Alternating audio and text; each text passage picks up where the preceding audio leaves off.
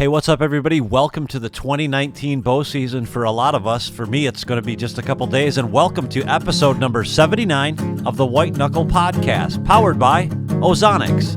Undetectable, undeniable.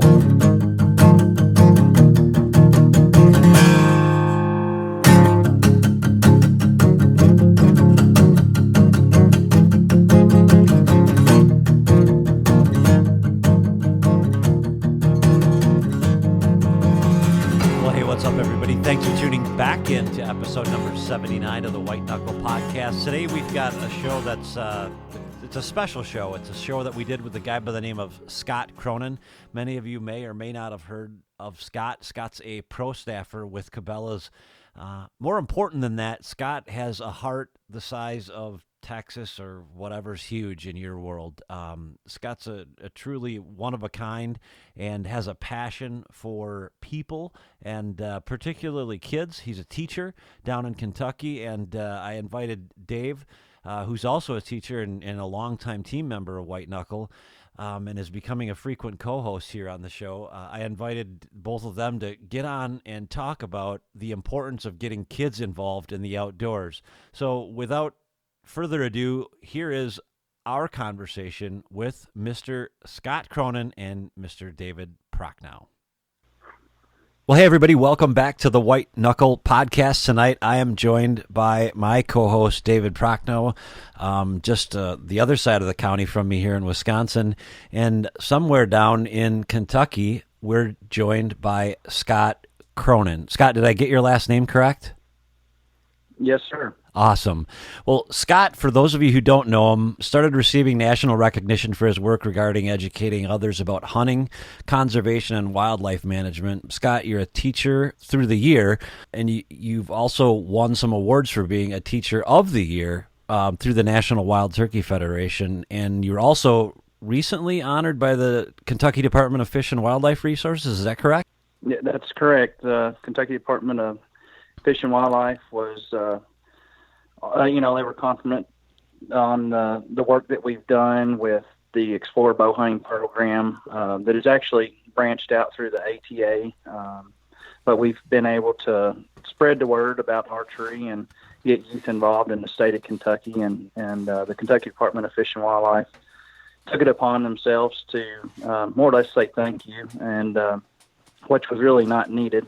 But it's nice to see that, the program is succeeding and it's moving in the right direction. Well, the reason I had David on, who's frequently lately been my co-host, is because you all share a common bond, and that's teaching, and whether it's hunter safety or working with kids. David's also a coach. He's also a football ref. You guys get to deal with kids a lot, and one of our initiatives at the start of the year that we maybe haven't gotten across as much as we would have liked to is how to get kids involved in hunting and keep them involved in hunting. David, from your experience, what do you see, having taught many kids hunter safety, as the biggest challenge that we face in not just attracting young folks to our sport, but keeping them in our sport? Well, I think the big thing I've seen, and some of it might be, looking at with blinders for where I live, but I think access is a huge thing. The kids have to have somebody that is going to take them. And while there's some families that are perennial, they've been hunters for a long time and they have land and they have access, those kids, I think, tend to stick with it.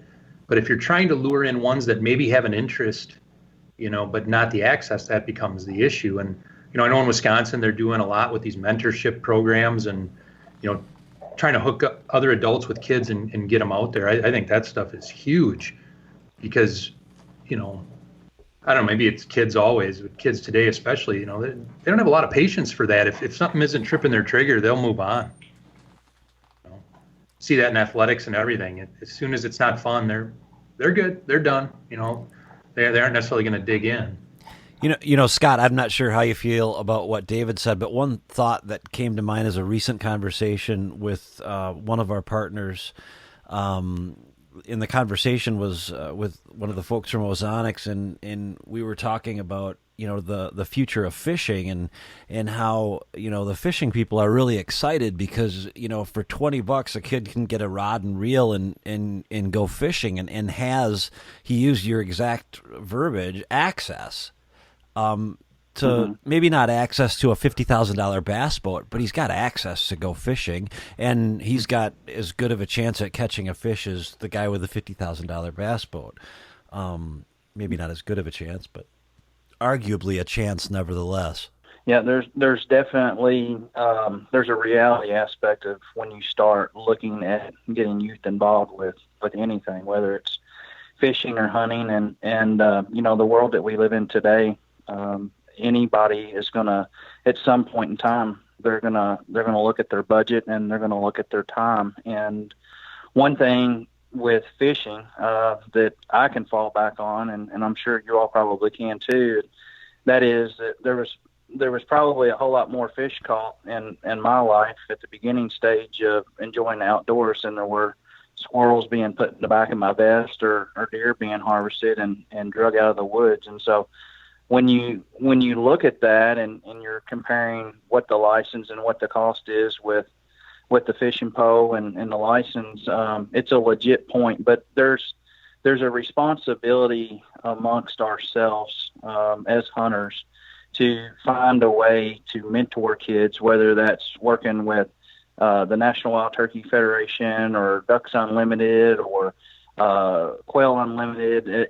If there's a local organization of men and women in a community, you have to tap your resources, and you're going to have to at some point in time as a mentor realize that you are going to sacrifice probably some of your gear or some of your time so that someone else can embrace the opportunity to enjoy the great outdoors. And there's not a hunter or fisherman out there that doesn't have a few extra arrows or extra equipment sitting around in their garage or their shop or inside their house where maybe their wife is asking them to move it or get rid of it for the last 10 years, that a kid wouldn't be appreciative of taking that on. And there's a whole lot of us that started off in some Army BDUs hunting and using a little bit of Halloween face paint to get our camo going on, and a quiver full of arrows that had all different, size shafts,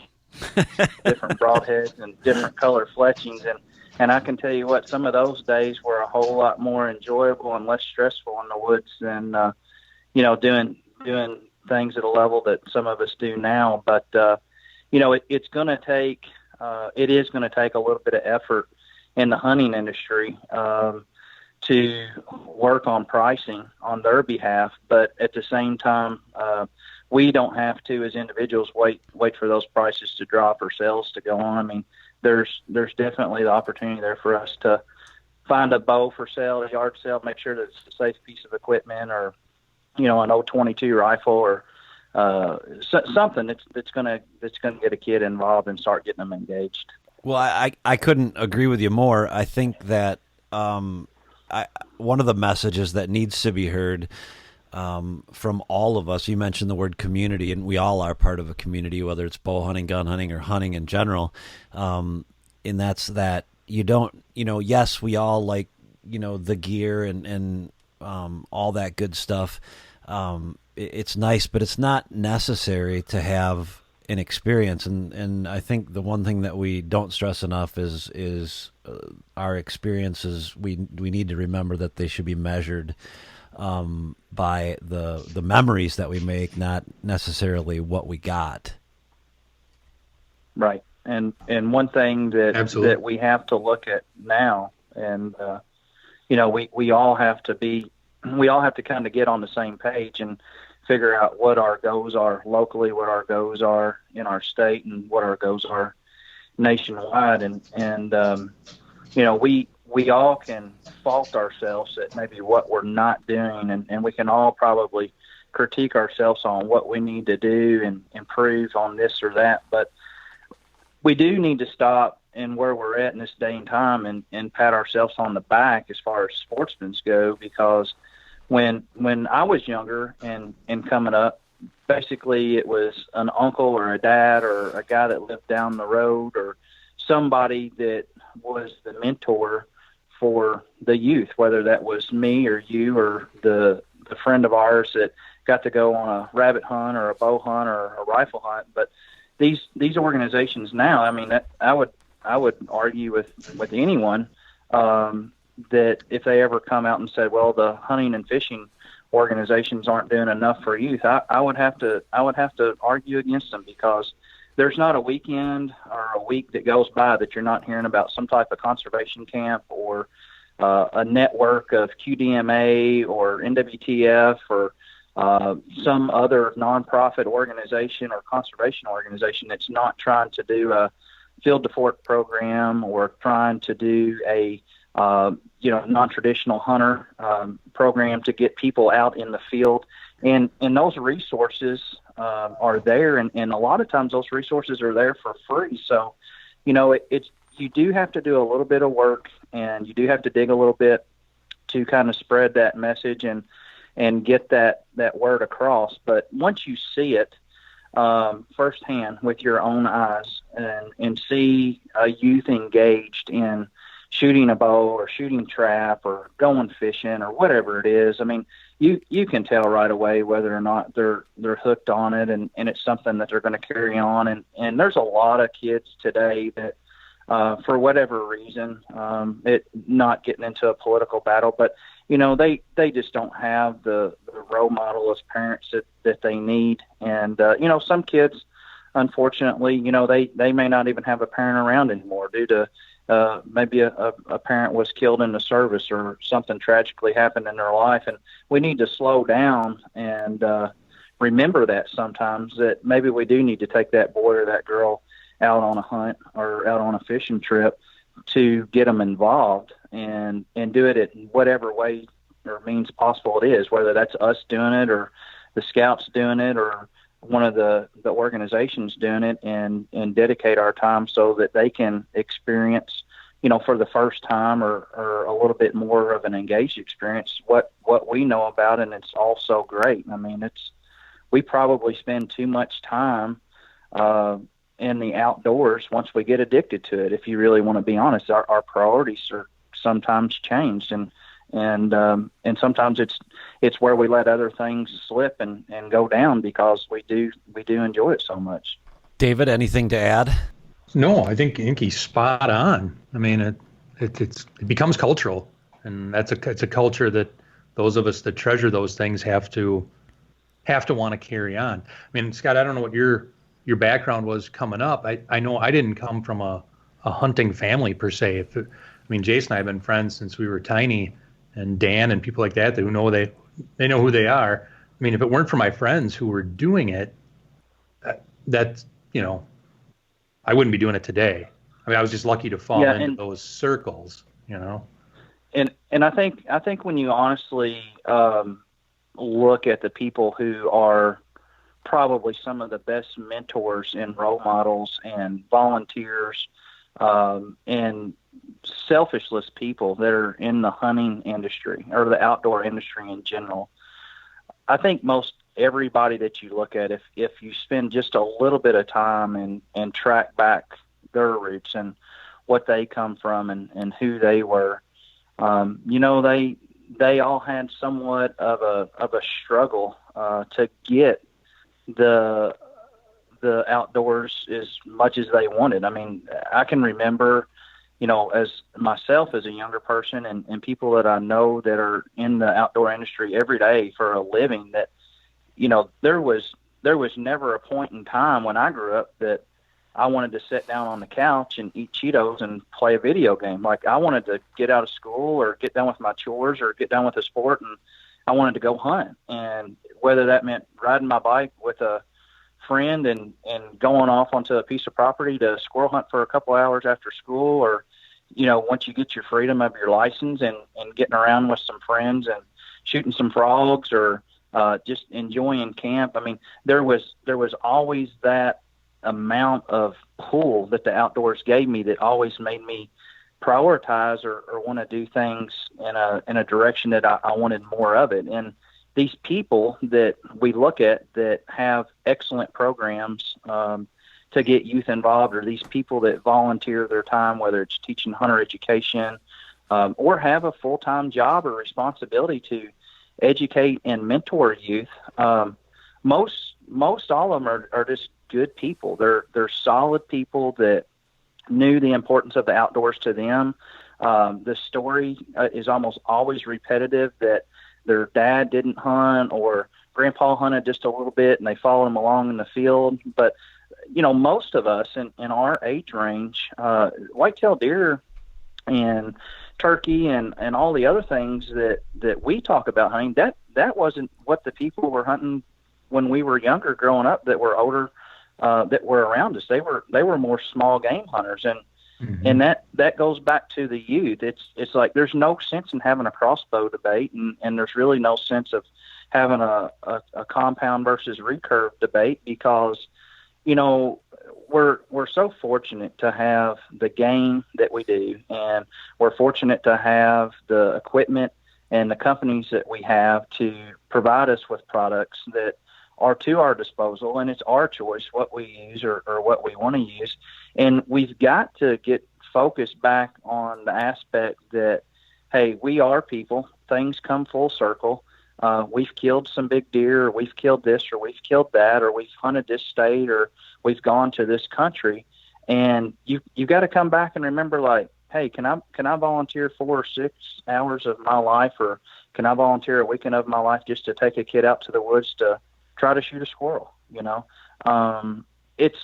It's really sad when you look right now, even at the amount of kids that we're talking about. They're so dependent on an iPad, or they're so dependent on a handheld device for their entertainment. It is a little bit of a struggle to get them off of that device. There's no denying that.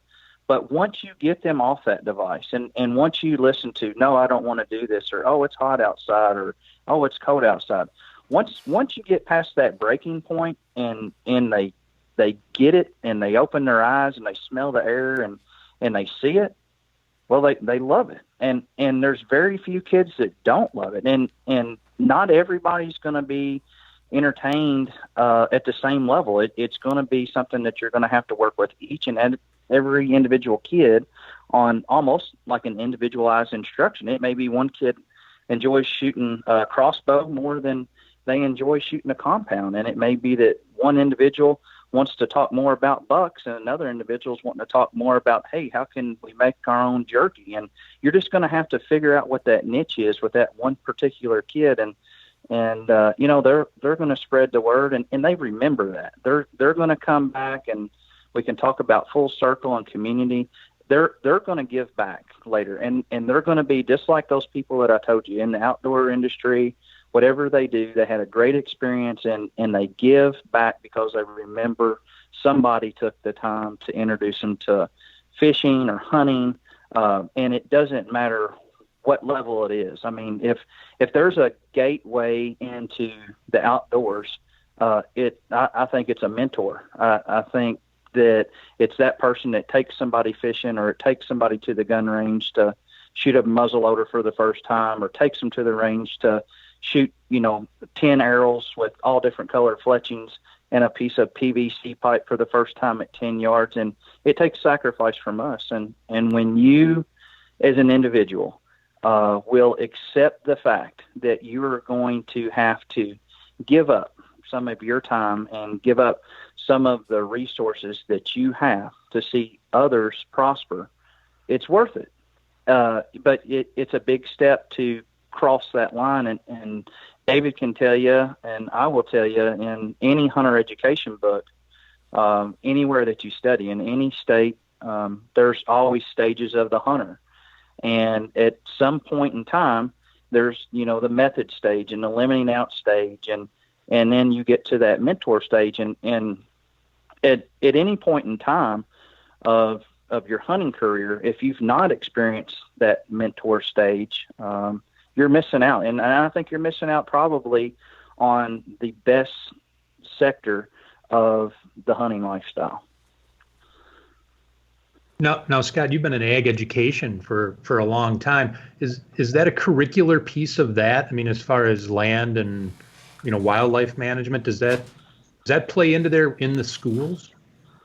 It does, and I'm very blessed on how we do that. I realized at a very young age in my teaching career that you can study the data and look at the facts. I mean, the farming population in this country, the percentage gets lower and the population gets higher, and agriculture has taken a lot of corporate level business approach, and so I started noticing really quickly that my kids in my classrooms, that they weren't coming from 185 acres, or they weren't coming from a 2,000 acre, family farm. I had a lot of kids that were living in a rural area, more or less, that they loved to hunt and fish. And I did too, but, I always tried to keep my ag education separate from my teaching. Well, somewhere in my 20s, I started realizing that, I can teach a kid about fertilizer and pH and square feet and acreage and real estate and all of this through a wildlife management course. And so we kind of started doing that. And the next thing I knew, I was teaching kids how to girdle trees, or teaching kids what hinge cut was, or, what a legume is, and all of the same basic concepts that were taught in agriculture. I was teaching children for years about a ruminant digestive system in cattle, and I realized they didn't have cows, but they loved to deer hunt.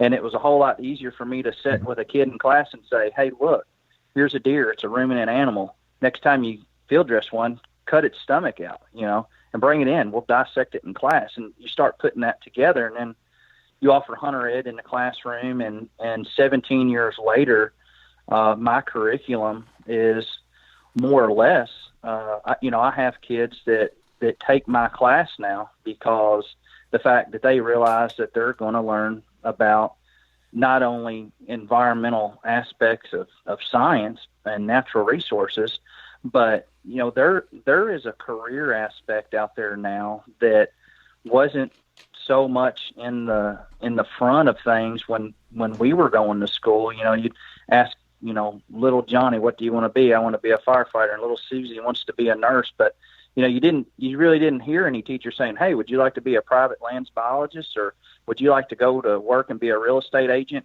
and not sell dwellings and commercial property? How would you like to sell property to people who are looking for land to manage for hunting and fishing, or just to have something for a family heirloom to pass on to their grandchildren? And we're still red, white, and blue American agriculture, and we're proud of what we do. And I teach with 3 outstanding colleagues of mine. We're a 4-teacher department, so we have a little bit more freedom. But what better way to promote wildlife and conservation aspects on what needs to be done with our land at the same time with kids that are coming from farms, because a lot of those kids do return back to the farm. So, if you can teach them, hey, let's work on this and leave a little bit of grain crop here on your inrows because your yields are going to be a little lower to help benefit wildlife. And let's talk a little bit about strip mowing, and let's go in here and talk a little bit about, instead of having your grass waterway just filled with fescue, let's talk about some of your legume options. And I'm 40 years old, and I have kids. I've taught in 2 counties in my life. I have kids that, I watch them on social media. They're buying their 150 acres, and they're buying their 80 acres. And I've got kids calling me still that are now, up in their 30s and ask me to, come and look at this and that still and get my opinion. And man, there's not a more rewarding feeling in the world. And you talk about the mentor program and building relationships. I mean, yeah, I can tell you right now, I have students from the past that are like best friends, and they may not let me or you as an adult go over there and kill a 160-inch whitetail, but I can pick up the phone, and I will guarantee you, if I say, hey, I've got a kid and I just need to shoot a doe, I have a kid and they're ready to kill their first buck, I'll never get told no. And Right. and it goes back to full circle. People remember what you did for them, and they want to give back. And so, it's easy to do what I do because it's been my whole life. I mean, farming and hunting has been my entire life, and we all know as adults that marketing and sales is part of it.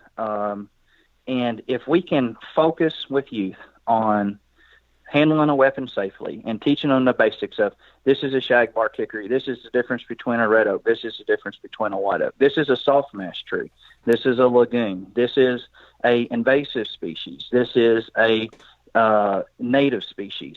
And you start giving kids that, and they take it and they run with it.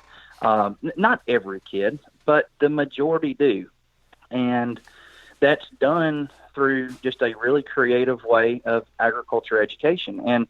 And it's just one of those deals where if you will take something and just tweak it, whether it's up in Wisconsin or whether it's in Ohio or whether it's in Florida or Texas or wherever you're at, if you'll take something and tweak it and put the wildlife perspective to it, kids love it. I mean, they absolutely love it. And, it's kind of one of those things that, if you're strapped for time, be careful on what you open up and do with kids, because I'm telling you right now, the minute that you start feeding them, the content and letting them start drinking the Kool-Aid, they're going to ask for more. What is in your opinion the biggest mistake, Scott or Dave, that you guys see adults making when they're mentoring a youth? Yeah, I mean, I'll speak from personal experience with my own kids. I had to learn not to make the experience mine, and they were just along for the ride, if that makes sense. I mean, I remember when they were very young, taking them along, and I was going to take them deer hunting, and we were going to sit in a blind. But then I found when I got out there, it was all about, you got to be quiet, don't touch that, no, you can't play with the grunt call. It was all about what we can't do, because I was still trying to preserve what we'll call my hunt, if you want to call it that. I had to learn to let it be theirs. And if I had to get less serious, if that makes sense, and let them experience it in their own way and make their own mistakes and trial and error on their own. I've said it before that Reed likes to bow hunt, and I'm sure he's tired of me always saying, the wind's wrong, or you shouldn't sit here. I just got to let him do his thing. And I think with kids, sometimes as adults, we're like, no, we're out here in the boat and doggone it, we're going to do 3 hours. If they're done, they're done, and I think you have to, that's what I've noticed I've done wrong. And I think sometimes other adults do too, is they set the bar for the kid, or they dictate how it's going to go, or we're going to sit here and we're going to freeze to death because that's how you learn. To me, that just, I've seen parents squash their own kids by ramming it down their throat. It's that brings up another thought that's maybe a little bit farther down the road from mentoring, but I think one of the mistakes that I made as a parent with Jackson is never, like you said, letting him do it his way, or seeing if he even had a desire to do it his way. Rather, I was always making sure he had his backpack and his safety harness and his bow and his arrows and his da-da-da-da-da-da-da, and on and on and on and on and on. And all he had to do is roll his rear end out of bed at 5 a.m, which, fortunately wasn't too hard for him. But he just got in the truck and showed up, and where's my release? Where's my bow? And I think for us as kids, for me, I don't know about you, Scott, or you, Dave, but, part of the fun or part of my memories of growing up hunting are doing things like organizing all my stuff and knowing where it is and stuff like that. And I think that's definitely one of the mistakes that I've made. Yeah, there's so many mistakes. And it's, but let's be honest about it. If you really look at it, it takes a lot of work to take and mentor or take someone on a hunt. It's more than likely, and let's just focus on deer hunting, and you ask what are some mistakes that are made. I would say if you want to look at it on the equipment side, I would say that people don't find the right size clothing. They don't find the right size gun. They do not find the right spot to take the kid, or even if it's not a kid, what if it's just a first-time hunter, a true mentor hunt? You got to remember, a deer we understand the management of a button buck. We understand the management of a 1.5-year-old deer. We all know the debate of, well, he's a nice deer, but he's not a shooter. We all know about trail cameras. But listen, it's about what makes them happy. So number one is, if they want to shoot a button buck, if they want to shoot a spike, if they want to shoot a fawn with spots on it, if that's what they want to shoot, let them shoot it. They will have a whole career and a whole life in hunting. So if they're happy, their tag, their experience. Equipment, don't put a kid in a bow with a draw length that's too long. Don't put them in a bow that has poundage that's too much. Don't worry about buying everything brand new. Don't worry about their camouflage boots matching their pants and their jacket and their gloves and their face mask. Don't overdo it as the parent or the mentor. Make sure their equipment fits. Make sure that they're going out with the expectation that, hey, it's what you want to do. What you want. If a kid doesn't want to get up early, don't get them up. A kid is going to gain nothing. A wife, a girlfriend, anybody that you take on a mentor hunt, they're not going to gain anything if you get them up at 3:45 in the morning and you drag them out there and they freeze to death and they're curled up sleeping in the blind or sleeping in a stand, and all you do is shake them and say, hey, shoot this, because we could go to the range and they can shoot something. It's called a target. And that goes back to like what David was saying. It was maybe he was pushing it was a little bit more his hunt instead of their hunting. So if they want to hunt in the afternoon, let them hunt. If they say it's too cold, then focus on it, and don't get caught up with just the special use season. I mean, if you have an archery season and it's 3 months long, well, buy a crossbow, and maybe you're anti-crossbow, but buy a crossbow for a kid, and let them go out and hunt, and put a red dot optical on it, and keep your distance within whatever their practice range is that they've proven, and get them a rifle that is with a low recoil ammunition, or find them a scope that maybe isn't magnified, because let's face it, I mean, I don't know a whole lot of young kids out there that need to take a 200 or 300 yard shot. So keep it simple. Put a red dot on a 22 rifle, go and buy them a 223 or a 7mm 08, shoot some ammunition that is specifically designed to have a little bit better penetration, whether that means going to an all-copper bullet and changing the whole energy and ballistic aspects of a caliber that is kind of marginal for me or you to use. We can change ammunition at a shorter range and make it more effective. And you don't want them to be afraid of the rifle. You don't want them to disappoint mom or dad or whoever it is that they're going with. You don't want them to freeze to death, because I can tell you this. If I can see one thing, if I can see one thing that sickens me, I mean, it just absolutely frustrates me, is there are a lot of kids out there started off with outstanding mentors as far as the resume of how many poking young deer they killed or how many different record book animals they have that took them hunting. And the problem is they went hunting at 8 or 9 years old, and they sat in a box blind with a heater or did whatever, and they sat on a food plot, and they never had to walk through a briar patch or anything.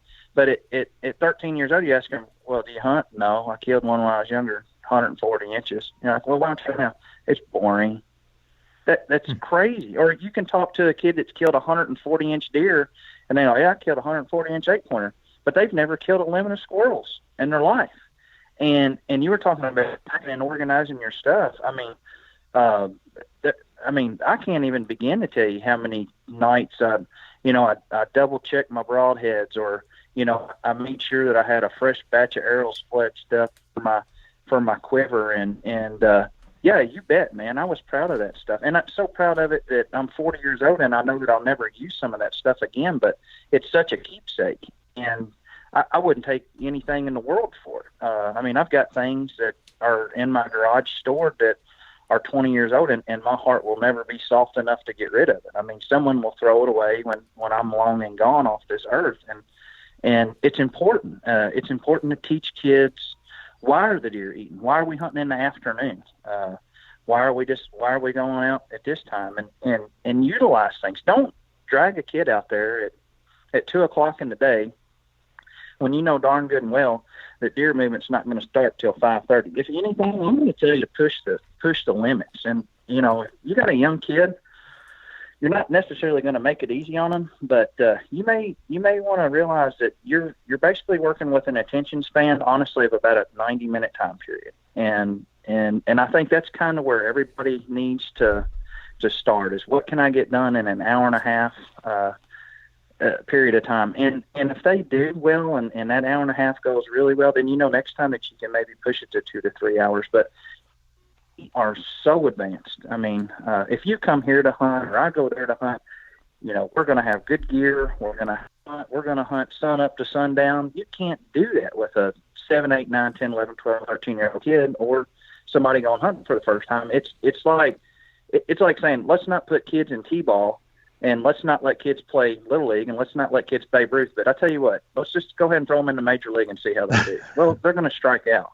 I mean, and we got to remember that their steps,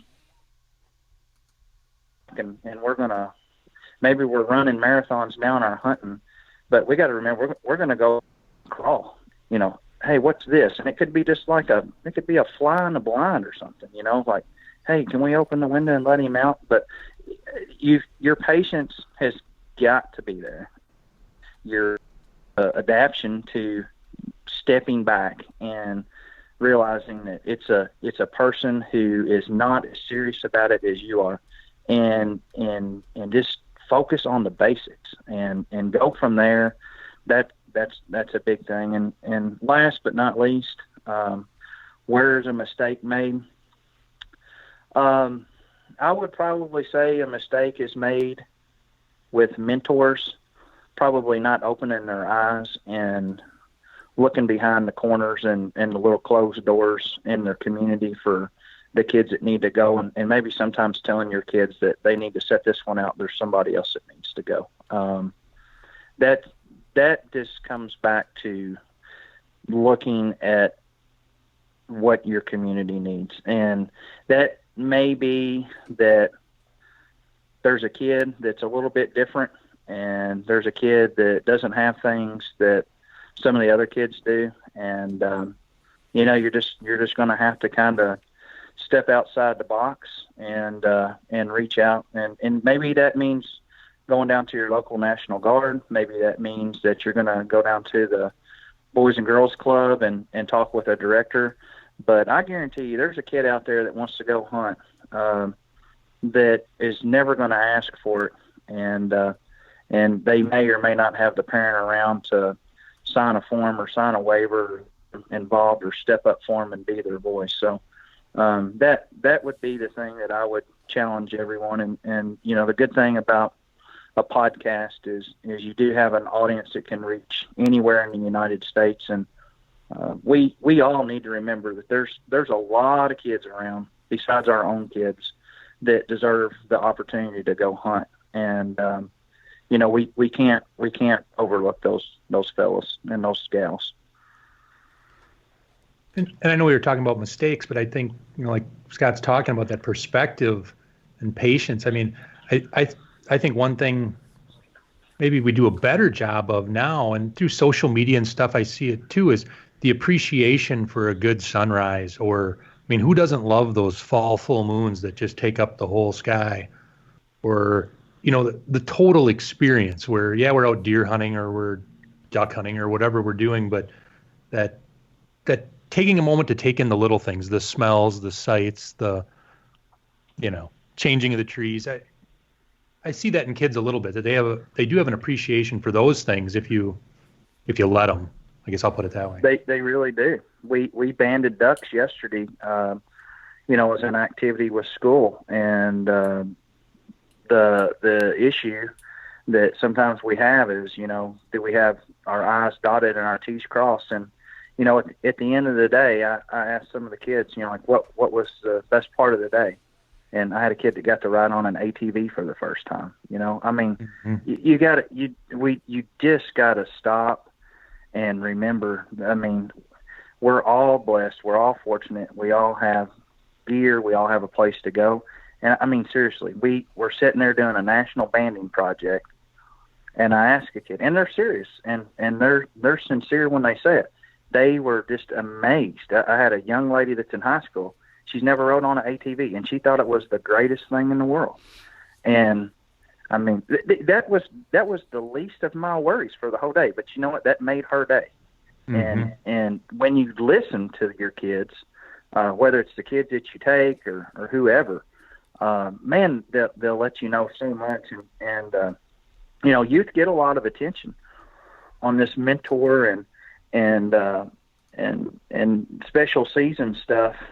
We personally, you know, my closest friends and myself, we never had those seasons, and they're fantastic because they really try to work around kids' schedules with school. They really try to work around the weather. They honestly try to give kids some of the best opportunities, whether it's for turkeys or deer or antelope or whatever it is if you're chasing elk, you know, before the general public goes out there. And you're talking about access to land.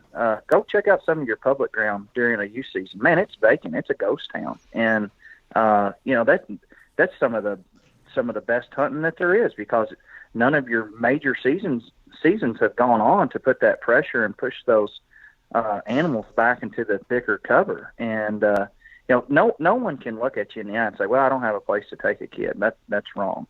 There's plenty of places. And I feel like most of your fish and game departments have done a fantastic job with offering, you know, free weekends to hunt and fish and special opportunities. I know in Kentucky, like, we have a special youth season the weekend after Christmas. And, I mean, what better way to make a kid's day? Give them a new rifle for Christmas, and the next weekend, you know, it's Santa Claus sighted it in for them, and they're out deer hunting. I mean, that's, to me, that's two thumbs up for our fish and game department right there for just thinking outside the box and making those types of things happen. That's a great idea. That's phenomenal to think of, you know, putting the holiday that you could give a gift like that, and then have a special season for that gift after that. That's really good. And that's in the state of Kentucky, you said? Yeah, in the state of Kentucky, for the last few years, you know, the weekend following Christmas, which normally comes out to be the first weekend in January. It's how it falls on the calendar, of course. But you know, there's a youth hunt, and it's free. And so, let's say, for example, you wanted to bring your child down here to hunt. It doesn't matter if you're out of state; it's free. So, and that's fantastic. I mean, why not? I mean, and here's the deal: if me or you look at our budget and we look at what we can do, I don't know of any bowling alleys or any movie theaters or any type of entertainment, social places that offer free activities the weekend after Christmas. And, you know, a parent can't say, well, my budget's a little tight because of the holidays. I mean, there you go. No license fee. And they say, well, what do we do with the deer when we kill one, or what would we, well, this teach the kid at a young age to give back and ask the processor to maybe make them a pack or two of meat sticks or some jerky or a little ground up hamburger for some sloppy joes or whatever, and let them donate the rest of the meat to a local food kitchen, or, you know, a Hunter for the Hungry program, or Hunters Against Hunger, whatever's in your area. Start teaching those kids at a young age, just not how to shoot the gun and get it sighted in, but teach them how to give back. I mean, and do it at a time where you have their attention, where there's not a phone in their hand, where they're not focused on a TV. You know, when you're sitting there and you're sitting with a kid and you're like, man, what do you talk about with this kid in the blind? Maybe it's not even your own kid. You could look at him and be like, how do you feel about if you harvest a deer today, maybe taking some of the deer and getting it processed for yourself to enjoy the game, but maybe giving another half of the deer to a little less fortunate, whether that's a food kitchen or some type of food bank program. And man, you can start teaching some real life lessons with a young person right there. And it's amazing, kind of, when you take the time to open up a question to the kid. It's amazing sometimes what they teach us with their answer, and you'll get something back from it, and you get them engaged, and you teach them soft skills like looking people in the eye and having conversation, which is something that they're going to need to be successful in their career the rest of their life. And you've done that because you've actually made them communicate. And so that goes into that full perspective of they've seen a sunrise. They have a reason to live. They have a reason to get up. They have a reason to have a good job.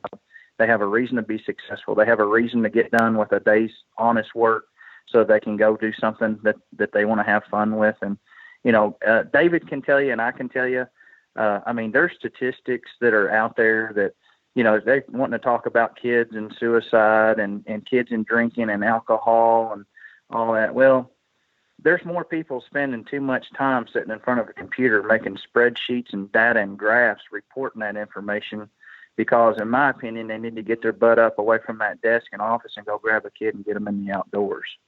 We can make a commercial out of that, Scott. That's wonderful. But it's not a commercial. It's something that is wrong with our entire society.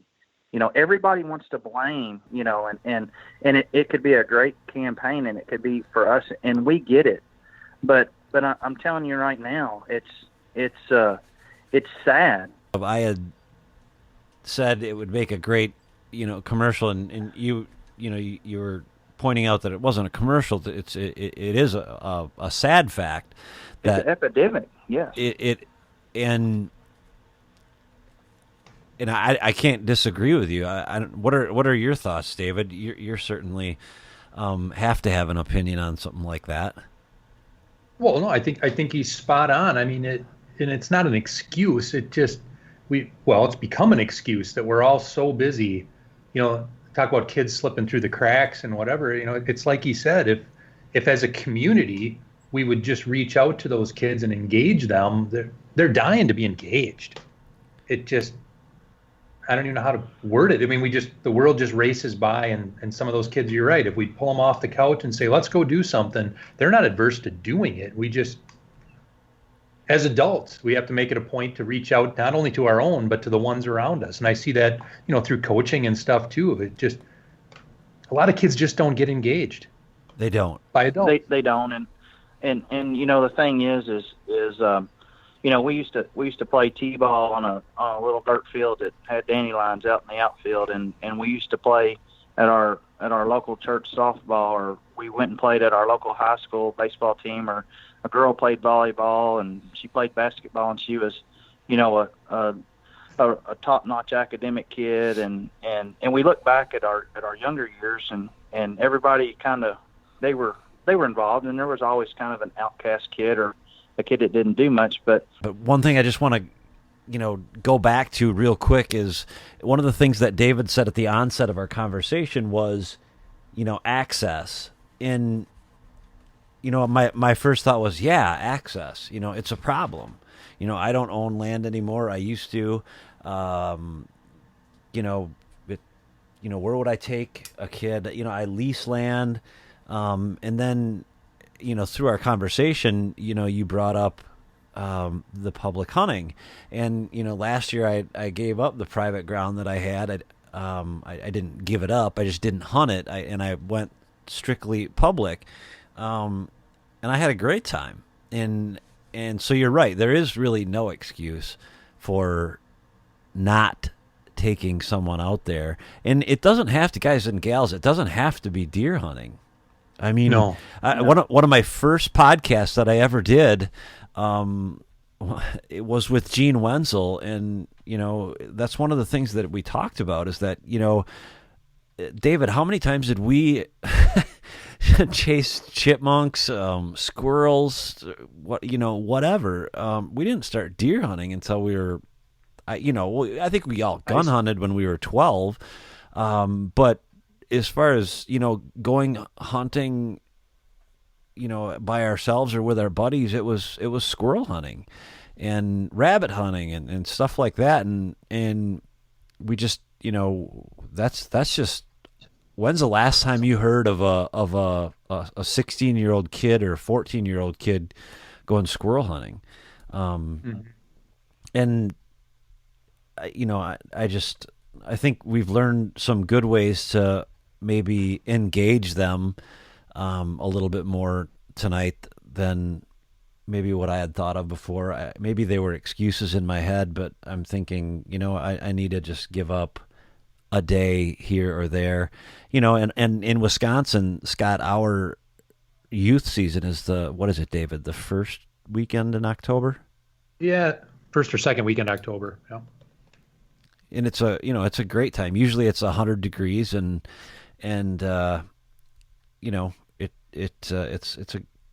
it's easy to take somebody out, and it's something that we should do, I guess. It is. Yeah. And when I talked about access, I mean, access to land is one thing, but just access to, I'll call it the lifestyle equipment, like Scott talked about.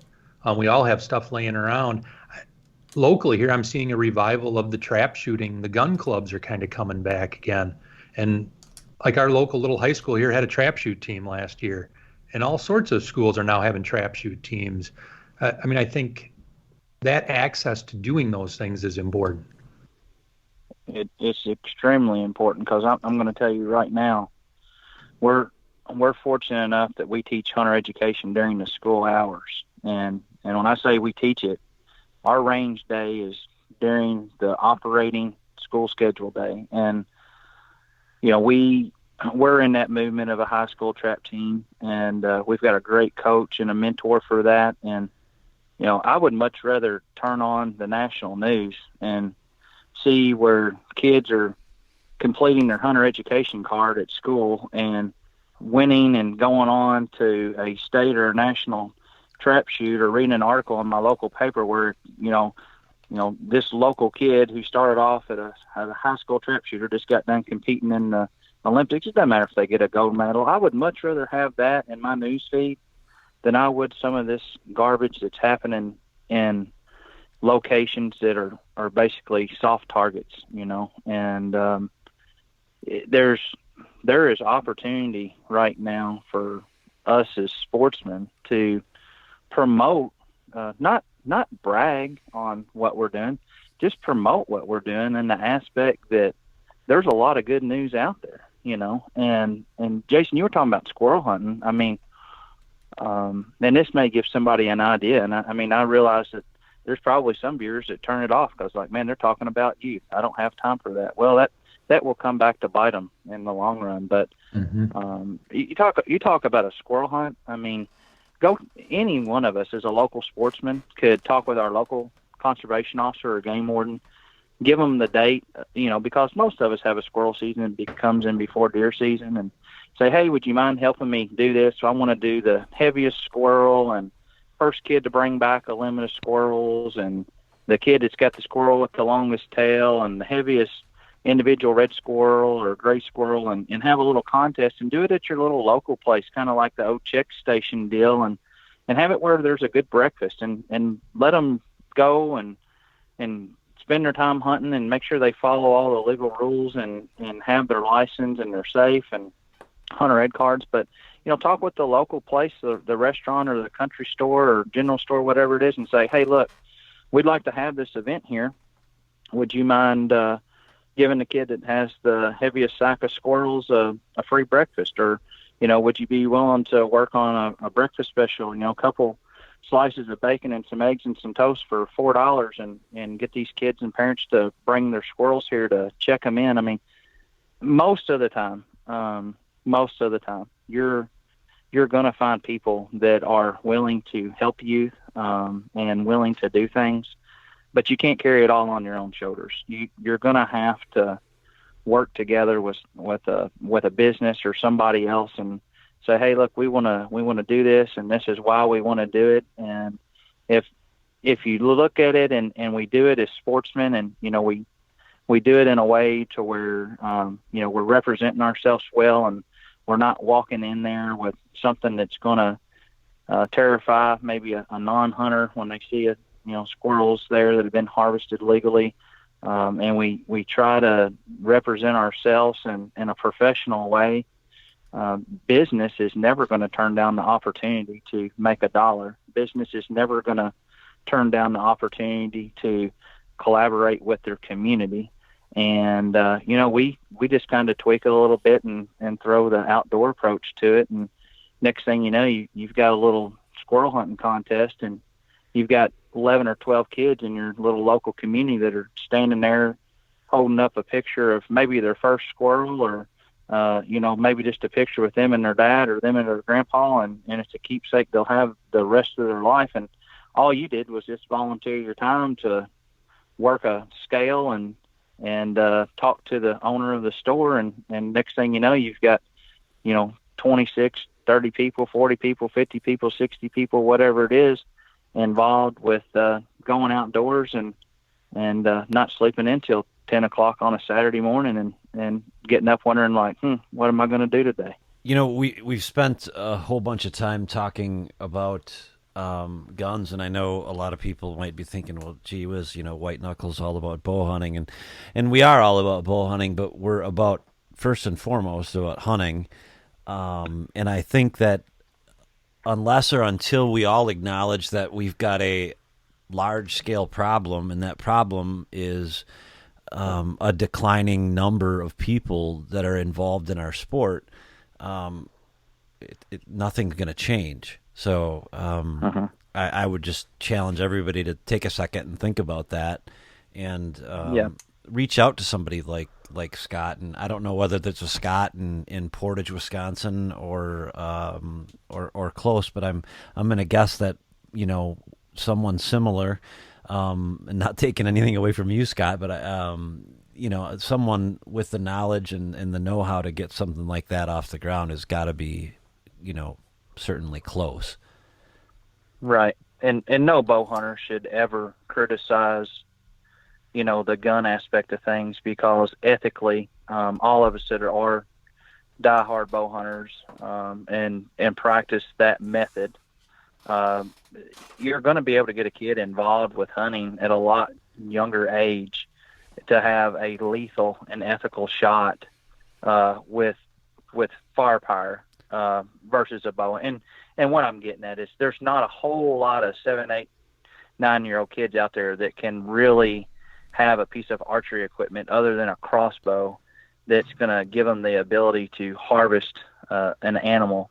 But we can all go back and remember that, we had to get our start somewhere. And, that's, whether that's going back and finding that picture of the first fish that you caught at a farm pond bank, or over at your uncle's place, or in a creek, or in a boat. And, somebody took a picture of you with your first fish, just about, that all of us can go back and find. It probably is still on our mom's refrigerator if we really go back and look. The same thing with deer. I don't think anybody ever goes back and looks at a deer that a camouflage company representative or a gun company representative or whatever is now in their profession. I don't think they ever go back and say, can't believe you killed your first spike buck in a pair of BDU Army camouflage pants and you just had a brown Carhartt jacket on. I mean, why didn't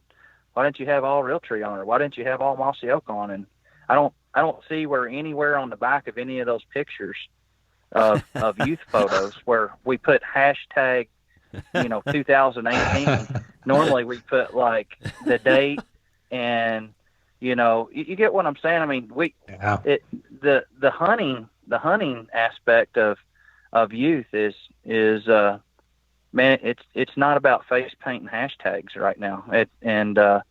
That's the beauty and the respect that I have for you all in the podcast industry, is that there is a mentor, and that mentor is you, Jason. You're mentoring, maybe not necessarily to an 8 or 9 or 10 or 11-year-old listener out there, but there's somebody that's going to listen to this podcast or a previous podcast that they're listening to a podcast because there's not been an adult step up to give them the answers or the information that they're starving for. And I'll stress that starving part of it.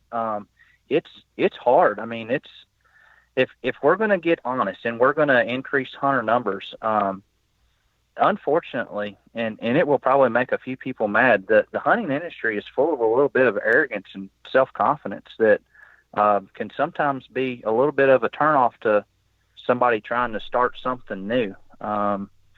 And you can compare it to baseball or football or whatever. I mean, it's you're not everybody's just going to show up on the field ready to play, knowing how to play the game. And sometimes people are a little timid to get involved. So pat yourself on the back for what you're doing, and realize that we're focusing on youth.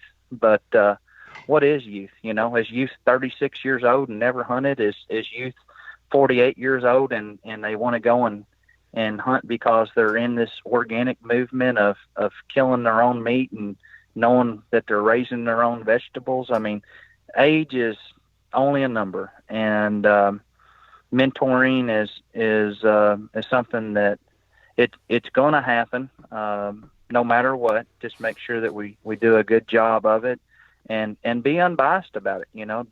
Don't look at it in a way that you don't need to be a product representative teaching somebody how to hunt. You need to teach them the basics, and after you teach them the basics, let them make their decision on what equipment they want to buy or what they want to do to advance to the next level. And give some stuff away. I mean, if you got an old tree stand that's sitting around, I mean, if you really like your lightweight aluminum tree stand with your packable sticks and that's all you ever use now, great. Go give that 15 or 20 or 30 pound steel stand that you haven't used in 10 years, go give it to a kid. I mean, go help them hang it.